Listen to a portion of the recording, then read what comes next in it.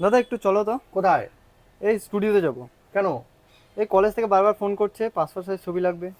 আরে passport size ছবির জন্য তোর তো স্টুডিওতে যাওয়ার কি দরকার? তুই তো ফোনেই বানিয়ে নিতে পারবি। দে ফোনটাতে এখনই করে দিচ্ছি, দে। দেখ, এই জন্য তুই তোর ফোনে গুগলটা ওপেন করে নে। এখানে সার্চ বারে গিয়ে লেখ কাট আউট প্রো। এখানে ক্লিক কর। এখানে ক্লিক করে নেওয়ার পর একটা ওয়েবসাইট আসবে, দেখ কাট আউট প্রো। এখানে দেখ একটু স্ক্রল করে নিচে নাম, এখানে দেখ লেখা আছে পাসপোর্ট ফটো মেকার। এখানে ক্লিক কর। এখানে ক্লিক করে নেওয়ার পর একটা ইন্টারফেস খুলবে, দেখ এরকম একটা ইন্টারফেস খুললো। খুলে নেওয়ার পর আপলোড ইমেজ, এখানে ক্লিক কর। ফটো লাইব্রেরিতে গিয়ে তোর একটা ইমেজ এখানে আপলোড করে দিতে হবে। তোর একটা ইমেজ আমি আপলোড করে দিচ্ছি, দেখ এই ইমেজটা তোর আমি আপলোড করে দিলাম।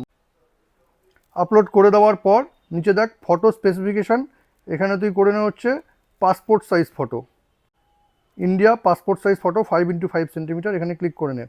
এখানে ক্লিক করে নেওয়ার পর দেখ এখানে যে ক্লিক করিস সেখানে কিন্তু তুই ব্যাকগ্রাউন্ডটা চেঞ্জ করে নিতে পারবি। আমি এই ব্যাকগ্রাউন্ড করে দিলাম। তুই যদি চাস তোর জামা কাপড় চেঞ্জ করতে হবে তাহলে কিন্তু এখানে ক্লিক করতে হবে। এখানে ক্লিক করে দেখ এখানে অনেকগুলো অপশন আছে, আমি এই শার্টটা দিয়ে দিচ্ছি। দেখ তোর কিন্তু শার্টও চেঞ্জ হয়ে গেল।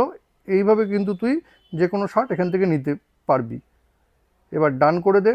ডান করে নেওয়ার পর ডাউনলোড এইচডি এখানে ক্লিক করলে কিন্তু ডাউনলোড হয়ে যায়। ডাউনলোড করে নিয়ে তোর যেখানে দরকার, তোর কলেজে দরকার, তুই কলেজে পাঠিয়ে দে। বাহ, এটাতে আমার অনেক টাইম সেভ হলো।